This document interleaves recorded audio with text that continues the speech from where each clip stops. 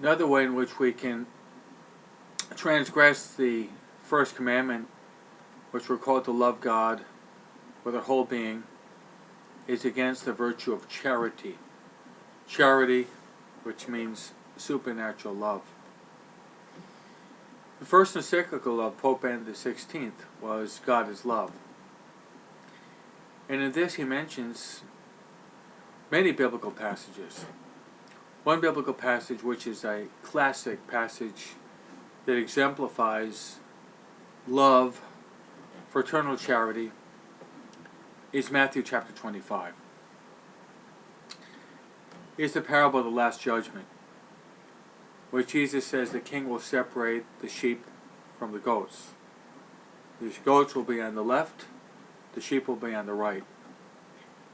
And he will say, I was hungry, and you gave me to eat. I was thirsty, and you gave me to drink. I was naked, and you clothed me. I was a foreigner, and you welcomed me. I was in prison, and I was in the hospital sick, and you came to visit me. They'll say, when, Lord, did we see you hungry, thirsty, naked, a foreigner, sick, and in prison? And the king will say, whatsoever you do to the least of my brothers, that you do unto me. There are brilliant examples in the lives of the saints. Every year we celebrate the feast day of St. Martin of Tours on November 11th. One of the most famous examples in the life of St. Martin of Tours is he was a soldier on a horse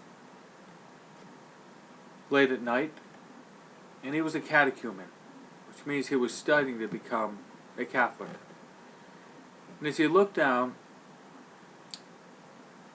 below his horse, he saw a man who was half naked, shivering with cold. And Martin took his sword and he cut his army cloak in two pieces. And he gave half of that army cloak to that poor, shivering man. That very night, Martin had a dream. And the dream of Martin was that it was no longer that man who we gave his cloak at night that was wearing the cloak, but it was actually Jesus Christ. Because what Martin really did was he did that loving gesture toward Jesus Christ. Martin was baptized, he became a priest, he became a bishop. He was known for his great love, especially for the poor. So recognize this, that we will be judged on love.